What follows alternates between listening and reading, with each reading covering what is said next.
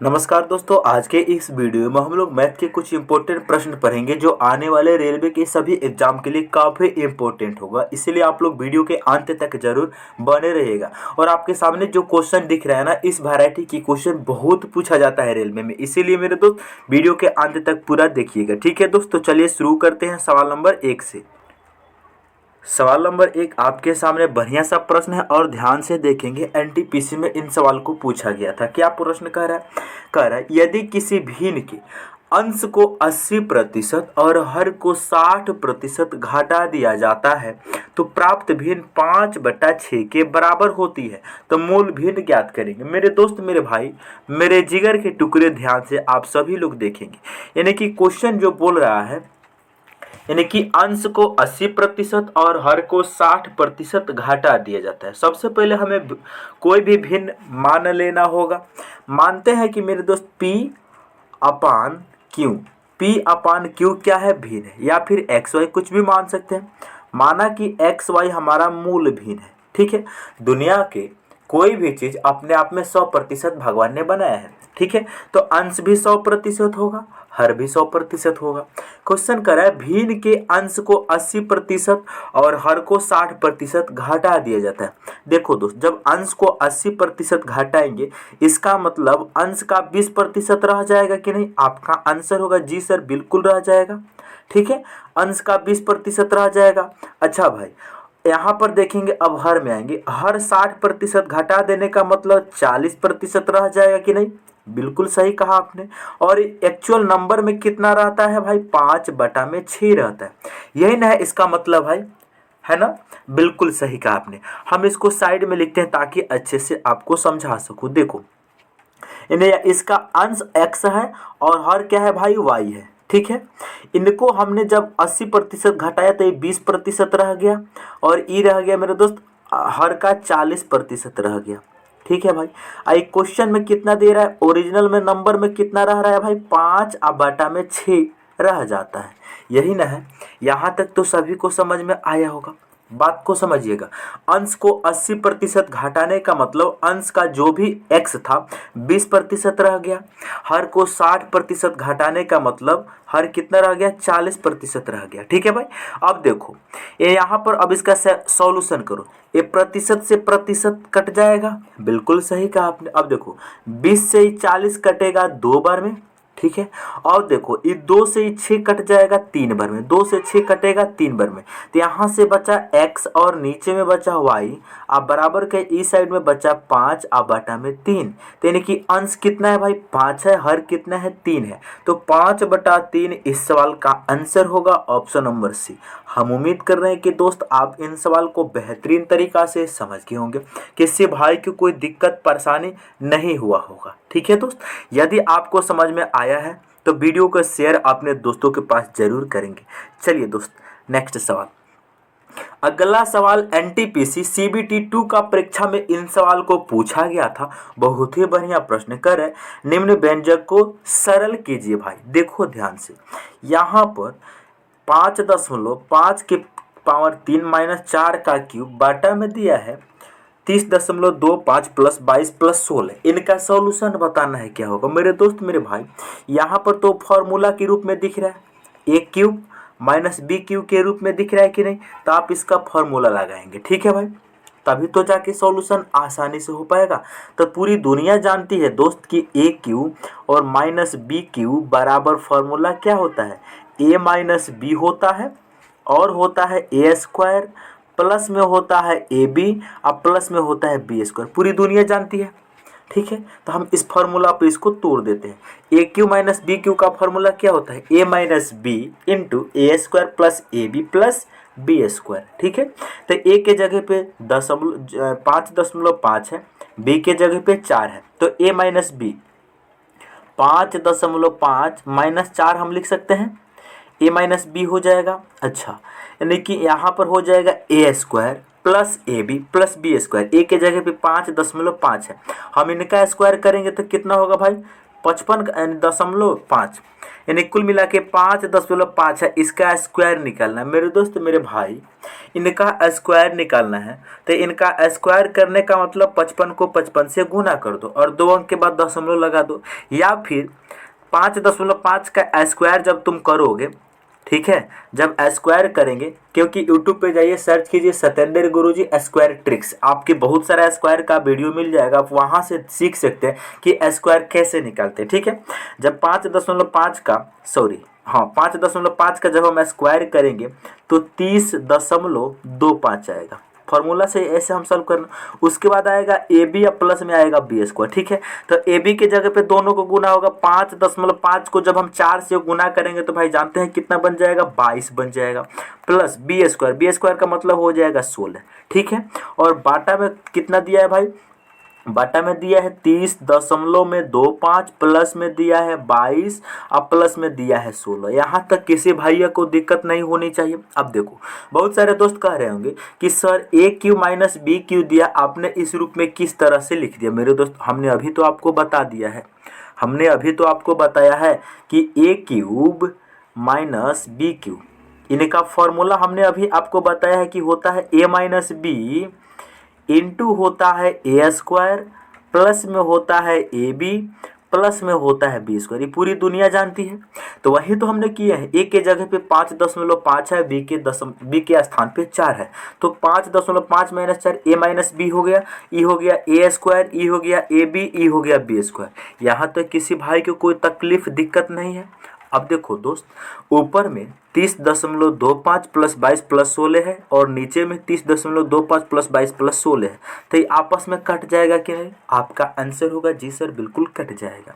अब देखो ऊपर में बचा 5.5 माइनस 4 और नीचे में क्या बचा है भाई, नीचे में कुछ नहीं बचा है, ये ऊपर से नीचे कट गया है। ठीक है, तो 5.5 में से जब हम 4 को घटाएंगे तो 1.5 बचेगा। तो इस क्वेश्चन का सही आंसर होगा ऑप्शन सी।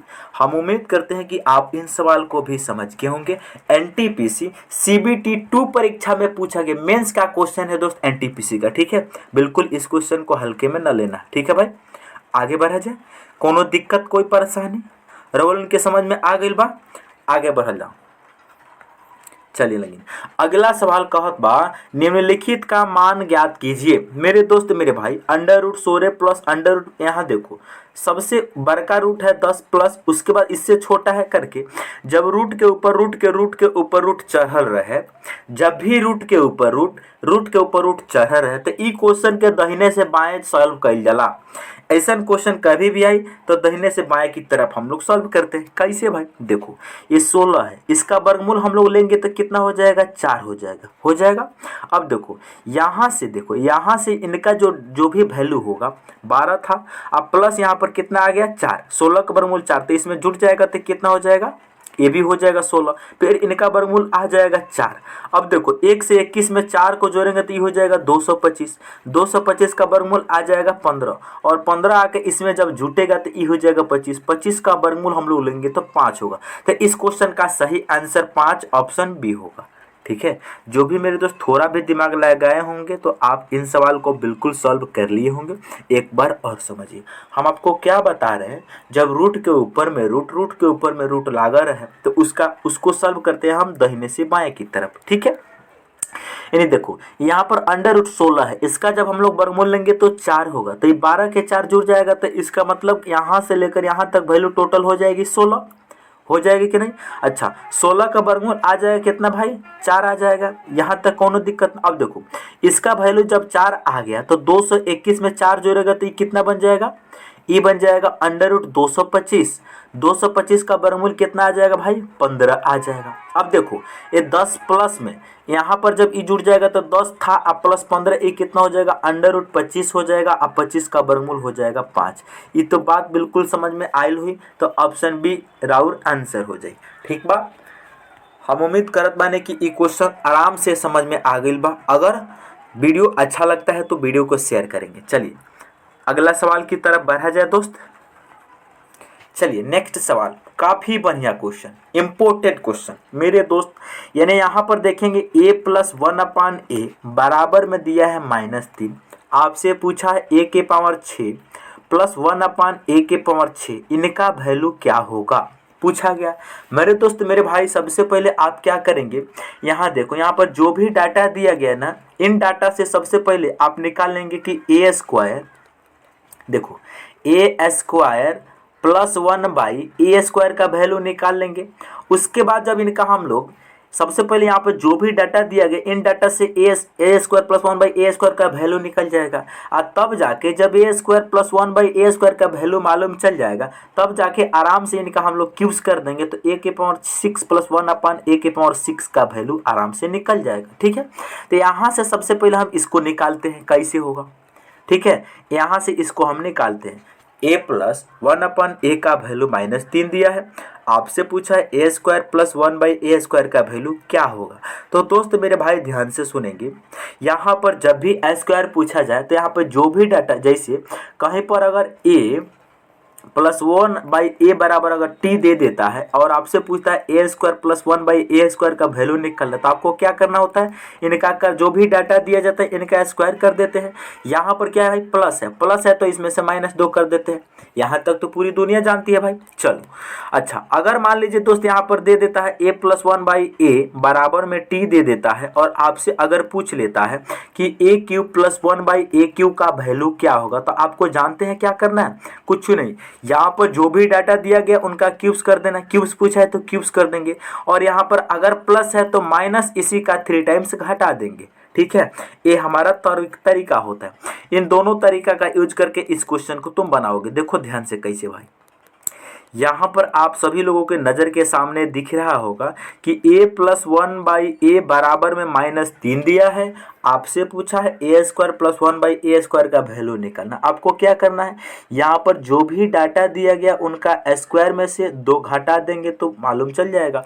-3 का स्क्वायर हो जाएगा 9, 9 में से 2 हो जाएगा 7 हो जाएगा। अब देखो तुम इतना बात समझो कि a² प्लस 1/a² का वैल्यू 7 दिया है, आपसे पूछा है a⁶ प्लस 1/a⁶ का वैल्यू। इसका मतलब यानी कि इनका अब हम क्यूब्स कर देंगे तो ये बन जाएगा। तब देखो इनका क्यूब्स करना है, तो हमने अभी आपको बताया है जो भी यहाँ पर डाटा दिया गया उनका क्यूब्स करेंगे और इसी का 3 टाइम्स घटा देंगे। ठीक है, यही तो बताए हैं भाई। तो 7 का क्यूब्स होता है 343, और -7 × 21 करेंगे, कितना होगा, 343 में से 21 घटेगा 222 बच जाएगा। ठीक है ना, 222 नहीं 322 बचेगा, यानी कि 3 में से 1 जाएगा 2 बचेगा, 4 में से 2 जाएगा 2 बचेगा, 322 इस सवाल का सही आंसर होगा ऑप्शन बी। हम उम्मीद कर रहा बाने कि ये क्वेश्चन समझ में आ गई है। ठीक बा मेरे दोस्त, अगर आप लोगों को क्वेश्चन समझ में आता है तो ईमानदारी से दोस्त अपने प्यारे भाई बहन जो भी हैं उनके पास शेयर करेंगे दोस्त। ठीक है, चलिए अगला क्वेश्चन 5 नंबर, बहुत ही बढ़िया क्वेश्चन है, ध्यान से आप लोग देखेंगे। सवाल नंबर 5 कह रहा है, निम्नलिखित में से किस संख्या का शांत दशमलव प्रसार होगा। मेरे दोस्त हम आपको सबसे पहले आपको रफ वर्क बताएंगे, अगर आपको समझ में आ जात बा तो ध्यान से सुनिए। अगर कहीं पे लिखा रहे, जैसे मान लीजिए लिखा रहे 20, अब बाटा में अगर लिखा रहे 4, ठीक बा, और कहीं पर लिखा रहे 20, अब बाटा में लिखा रहे 3। ठीक है, अब इनको जब हम 20 को, जब हम यहाँ 3 नहीं लेते, यहाँ और कुछ ले लेते हैं 20, यहाँ पर हम ले लेते हैं कितना, यहाँ पर हम 6 ले लेते हैं। ठीक है, अब देखो यहाँ पर जब हम इसको सॉल्व कर रहे हैं तो कितना मिल रहा है हमें, यहाँ पे 4 है और यहाँ पर क्या है 6 है। तो 20 को जब हम 4 से भागा देंगे तो 4 × 5 = 20 पूरा कट जाएगा। अच्छा, यहाँ पर जब हम 20 को 6 से भागा करेंगे तो 6 × 3 = 18 दशमलव, फिर 6 × 3 = 18, 6 × 3 = 18, 6 × 3 = 18 चलता जाएगा। अब देखो यहाँ हमने जब 20 को 4 से डिवाइड किया तो 5 मिला, यहाँ हमने 20 को 6 से डिवाइड किया तो 3.33333 करके ये जाते रहा है, रुक ही नहीं रहा है। अब देखो यहाँ से एक कंसेप्ट हम आपको बताते हैं, इसको हम लोग बोलेंगे शांत दशमलव प्रसार, इसको हम लोग बोलेंगे अशांत। यहाँ पर तो खैर दशमलव नहीं आया है, यहाँ पर 22 होता तब जाके बात अच्छे बनती। 4 × 5 = 20, 4 × 5 = 20 और दशमलव लगेगा फिर 4 × 5 = 20, ई होगा शांत। अगर यहाँ पर 22 होता तो अच्छे से समझ में आता आप लोगों को कि शांत दशमलव होगा, ठीक है। और यहाँ पर जो 20.6 है ये अशांत होगा। इसका मतलब है अशांत का मतलब कभी शांत ही होने वाला नहीं है, अशांत का मतलब पूरा पूरा रुक जाएगा, ठीक है, ये बात होता है। तो वही क्वेश्चन पूछा गया है कि निम्नलिखित में से किस संख्या का शांत दशमलव प्रसार होगा। तो देखो दोस्त, हम आपको बता देते हैं, हमने अभी ना आपको बताया है कि 22/4 को और 20/6 से हमने आपको समझाया है कि कितना होगा, 6 तिरकी 18.3333333 चलता जाएगा। इसको जब हमने सॉल्व किया तो 4 × 5 = 20, 2 बचा, दशमलव लगेगा 0, 4 × 5 = 20। ई हो गया शांत, ई हो गया अशांत। लेकिन यहाँ पर ये शांत कैसे हो गया, ये अशांत कैसे हो गया, इसको पहचानने का एक तरीका है। देखो, हमने आपको जो समझा रहे उस बात को कॉपी में आप ध्यान से लिखेंगे। देखो, यहाँ पर 4 को हर बोलते हैं कि नहीं भाई, तो देखो हर में लिखेंगे, हर में केवल 2 लिखेंगे, हर में केवल 2 या केवल 5 या फिर 2 और 5 का अगर गुण फैक्टर है, देखो केवल 2 होनी चाहिए या 5 होनी चाहिए या दोनों का कोई मल्टीपल होनी चाहिए, तो वह हमेशा शांत होगा, ठीक है, हमेशा शांत होगा। यानी हर में केवल 2 या 5 या 2 और 5 का कॉम्बिनेशन हो तो हमेशा शांत होगा। देखो यहाँ पर हर में क्या है भाई, 4 है, 4 को हम लिख सकते हैं कि नहीं 2 × 2 या फिर 2 की पावर 2 लिख सकते हैं, तो केवल 2 है इसीलिए शांत हो गया। यहाँ पर बहुत सारा बच्चा कहेगा कि 2 × 3, 2 × 3, यहाँ भी तो 2 है तो शांत क्यों नहीं है। हमने आपको क्या बताया, केवल 2 होना चाहिए या केवल 5 होना चाहिए या 2 और 5 का मल्टीपल होना चाहिए, हमने आपको अभी यही बात न बताया है। तो यहाँ देखो, यहाँ पर तो भाई 3 भी दिया ना, यहाँ पर 3 भी है, यहाँ 2 के साथ में 3 है इसीलिए अशांत हुआ। इस अकॉर्डिंग, इस कंसेप्ट के साथ अब हम लोग यहाँ पर चेक करेंगे। देखो 57/120 है, ये जिससे कटेगा उसको पहले काटो। ये 3 से कटेगा तो 19 × 57, ये 3 से कटेगा कितना बार में, 3 से कटेगा ये 40 बार में। अब हम चेक करेंगे क्या यह शांत है कि अशांत है। भाई मेरे दोस्त ध्यान से देखेंगे, ये 40 को हम लिख सकते हैं, 40 को हम लिख सकते हैं 8 × 5। अच्छा, इस 8 को हम लिख सकते हैं 2 की पावर 3 × 5।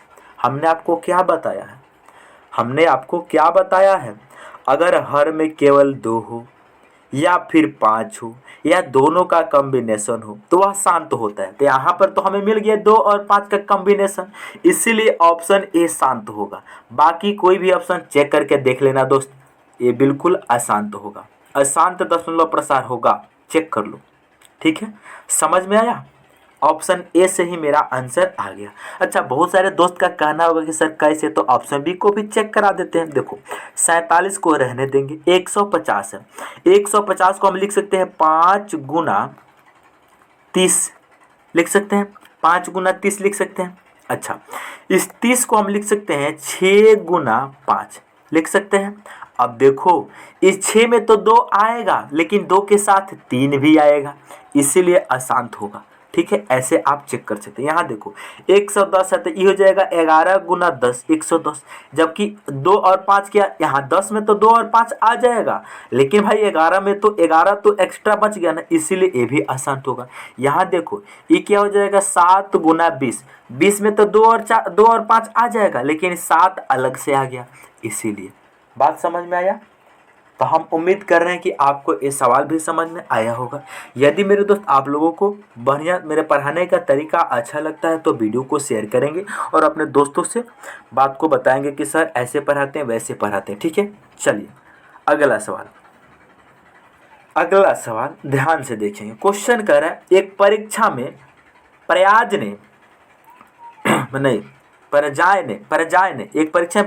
ने 272 अंक प्राप्त किए जो 64% अंक प्राप्त करने के बराबर था।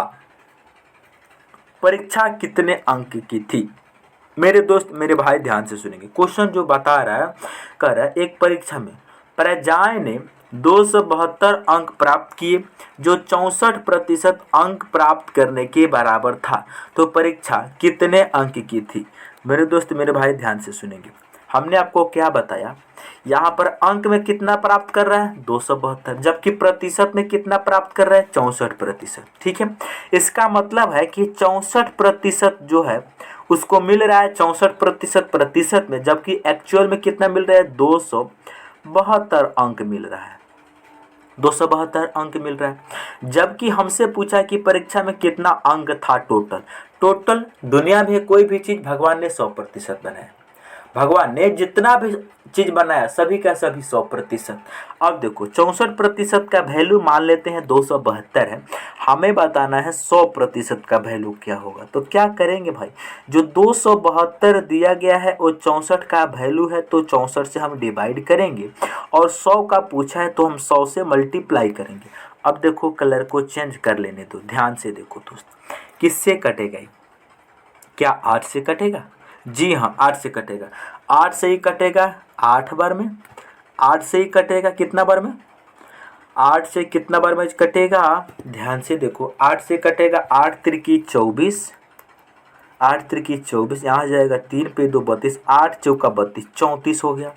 और किन से कटेगा भाई, और किन से कटेगा, अब देखो और भी कटेगा, 2 से ही कटेगा 17 बार में, 2 से ही कटेगा 4 बार में, और किन से कटेगा, अब देखो ये 4 से 100 कटेगा 25 बार में, तो 25 गुना 17 कितना होगा, 17 गुना 25 कर देंगे, यही इसका अंक था टोटल। तो कितना हो जाएगा, 17 पचे 85 के 5 हासिल कितना लगा भाई, 17 पचे 85 के 5 हासिल 8, 17 दूनी 34, 8 कितना हो जाएगा 42, यानी कि 425 अंक टोटल था इस एग्जाम में। ऑप्शन हमारा ए हो जाएगा राइट आंसर। समझ में आया? किसी भाई को कोई दिक्कत? आप बोलेंगे नहीं कोई दिक्कत कोई परेशानी नहीं, ठीक है। तो इस तरीक़ा से बनाना होता है दोस्त। ये आपके ग्रुप डी का सवाल है, 2018 में पूछा गया था, ठीक है। चलिए अगला सवाल, अगला सवाल नंबर है 7, ध्यान से सुनिए। कह रहे हैं निम्नलिखित तालिका परीक्षा में भाग लेने वाले छात्रों के परिणाम दर्शाती है, उत्तीर्ण छात्रों का प्रतिशत कितना है। उत्तीर्ण छात्रों का प्रतिशत पूछा है। देखो भाई क्वेश्चन बोल रहा है कि निम्नलिखित तालिका परीक्षा में भाग लेने वाले छात्रों के परिणाम दर्शाती है। देखो यानी यहाँ पर टोटल परिणाम है, यहाँ पर छात्रों की संख्या, ध्यान से देखेंगे। यहाँ उत्तीर्ण यानी उत्तीर्ण मतलब जो छात्र पास हुए हैं 150 है, जो छात्र अनुत्तीर्ण फेल हुए हैं वो 100 है, जबकि टोटल छात्र है कितना भाई, यहाँ पर अगर इनको हम जोड़ देंगे तो टोटल छात्र हो जाएंगे 250 हो जाएंगे। आपसे क्वेश्चन पूछा गया तो उत्तीर्ण छात्रों का प्रतिशत बताइए। उत्तीर्ण का मतलब हो जाएगा पास, पास छात्र कितना है बताना है। देखो उत्तीर्ण का मतलब पास, यानी 150 पास हुए हैं, कितना में से भाई 150 पास हुए हैं 250 छात्र में से। टोटल छात्र कितना था 250, क्योंकि 250 टोटल छात्र था तभी तो जाके 100 फेल हुआ। तो 250 में से 150 पास हुआ है तो 150 को ऊपर रखेंगे। अब प्रतिशत में चेंज करना है तो 100 से गुना करेंगे, ठीक है। अब देखो अब इसी को काटेंगे हम, ध्यान से। 1 0 से 1 0 खत्म, 5 25, 5 3 15, 5 से कटेगा 20 बार में, 20 ત્યાં कितना हो जाएगा 60%, यानी कि 60% इस सवाल का आंसर होगा ऑप्शन बी। समझे? यानी उत्तीर्ण छात्रों का प्रतिशत 60% है, यानी टोटल संख्या का 60% ही छात्र 60% ही पास हुए हैं, ठीक है भाई। समझ में आया? उम्मीद करते हैं कि आप इन सवाल को भी समझ गए होंगे। अगला सवाल की ओर बढ़ा जाए। चलिए नेक्स्ट सवाल, अगला सवाल नंबर है 8, मोस्ट इंपोर्टेंट सवाल है, ग्रुप डी का सवाल है भाई, ठीक है मेरे दोस्त मेरे भाई। इस क्वेश्चन को हम डायरेक्ट भी बताएंगे और एक कंसेप्ट भी बताएंगे। देखो क्वेश्चन आपसे पूछ रहा है कि 18 और 72 का तृतीयानुपाती ज्ञात कीजिए। 18 और 72 का तृतीयानुपाती ज्ञात कीजिए। रेशियो एंड प्रोपोर्शन का क्वेश्चन है। देखो 18 और 72 का तृतीय अनुपाती को अगर हम सी मान लेते हैं, ठीक है, जब भी इस तरह आपको कहीं दिखे तो डायरेक्ट इसका तरीका होता है कि बाहर वाले के गुणनफल बीच वाले के स्क्वायर के बराबर होता है, ठीक है। बाहर वाले का गुणनफल यानी कि 18 गुना सी बराबर हो जाएगा इनका स्क्वायर, 72 का स्क्वायर का मतलब 72 गुना 72, ठीक है। इसको हम डिटेल में भी बताएंगे। अब देखो 18 से 72 कटेगा 4 बार में, और 72 गुना 4 करेंगे कितना आ जाएगा, 4 दूनी 8, 7 चौका 28, 288 इस सवाल का आंसर होगा, 288 ऑप्शन सी। ठीक है, ये हो गया हमारा डिटेल तरीका। इसका मतलब क्यों ऐसा करते हैं, देखो 18, 72 और तृतीय अनुपात को हमने सी माना था, तो इसका मतलब होता है कि जो रिलेशन 18 और 72 के साथ में है, सेम वही रिलेशन 72 और सी के साथ में होगा। ठीक है, इसका मतलब ई होता है, क्योंकि प्रोपोर्शन का क्वेश्चन है। और अनुपात और समानुपात में जब हम लोग ऐसा पढ़ते हैं तो बाहर वाले का गुणनफल बीच वाले के गुणनफल के बराबर होता है कि नहीं भाई, बिल्कुल सही कहा आपने। अब देखो यही लॉजिक से हमने लगाया कि 18 गुना सी बराबर हो जाएगा 72 गुना 72 की। ठीक है, आपका आंसर 288 आ गया। लेकिन इसको और डायरेक्ट कैसे किया जा सकता है, देखो 18 और 72 का तृतीय अनुपात मान लेते हैं सी है, तो आपको सी का वैल्यू निकालना है। जानते हैं क्या करेंगे, सी का वैल्यू निकालना है, ये बीच वाले का कर देंगे हम स्क्वायर, इनका स्क्वायर को हम डिवाइड कर देंगे 18 से। ठीक है, 18 से डिवाइड कर देंगे। अब देखो ये कितना हो जाएगा, 72 गुना 72, उसके बाद में आ जाएगा 18, 18 को 4 से 72 काटेगा, यानी कि 288। ठीक है भाई, समझ गए होंगे। चलिए, हम उम्मीद करते हैं कि आप इन सवाल को बेहतरीन तरीक़ा से समझ गए होंगे। यदि आप हमारे चैनल पर पहली बार आए हैं तो चैनल को जरूर सब्सक्राइब करें और अपने दोस्तों के पास शेयर करें। मिलते हैं अगले वीडियो में।